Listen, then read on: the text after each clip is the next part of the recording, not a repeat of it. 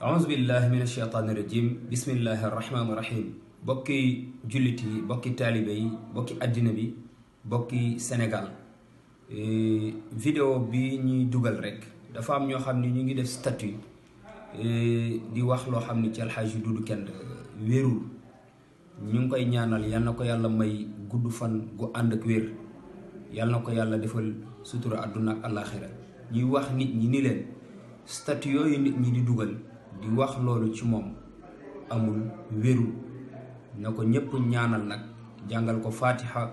falaxek naa salaatul fatiha ñaan suñu borom yal na yàlla guddal fanam ci barke yonent bi barke Serigne Babacar Sy wasalaamu aleykum wa rahmatullah.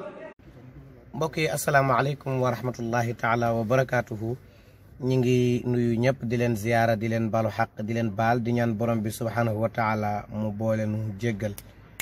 c'était juste que rek pour leeral benn message boo xam ni ñu ngi koy partagé ci réseaux sociaux yi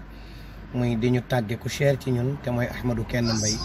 ñu bëgg leen xamal rek ni loolu amul ñu bëgg leen a xamal ni rek loolu amul te ki ko bind ki ko def dafa ñëw rek jug pour yàq mais loolu amul. jot nañu ay njabootam Ahmadou mi ngi ci jàmm mi ngi sant yàlla bu baax a baax. lii yitteem mooy fexe nu muy xëyee pour bégal soppe yi Cheikh Al Hadj Malick yi ak Seydina Mouhamed waaye moom dara dalu ko mi ngi ci jàmm. ngir yàlla ñi ngi ñaan ñi ci réseaux sociaux yi nañu def ndànk nañu bàyyi information gis ko rek publier ko bu ñu gisatee dara ci réseaux sociaux yi nañu ko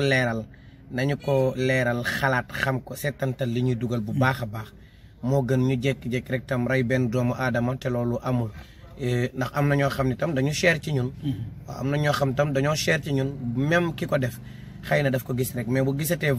information yu mel noonu. na leerlu moo ëpp solo muy dugg ci yoo xam ni amul njëriñ ndax Ahmadou. am na ay soppe am na ay njaboot te am na loo xam ni bu ko njabootam déggee mën na leen poser problème. bu ko soppe déggee mën na ko jaaxal. ñi ngi jégg lu baax ci vidéo bi wasalaamaaleykum wa rahmatullahi wa barakaatu. mbokk yi asalaamaaleykum wa rahmatullahi taala wa barakaatu seen mbokk seen xarit Pape Malick Mbaye Thiat dafa am nit ñuy woote ci suba ba léegi di wax ci Alaaji Duudu Kende Alaaji Duudu Kende mi ngi ci jàmm dara dalu ko mi ngi ci jàmm mi ngi ci wér ku koy ñaanal ko gudd fan ak wér ci barke Seydina Muhammad sallallahu alayhi wa sallam ku mën a partage vidéo bi nag nga partagé ko parce que boobu ba léegi nit ñi ngi woote fu nekk ci àddina asalaamaaleykum wa rahmatullahi taala wa barakaatu.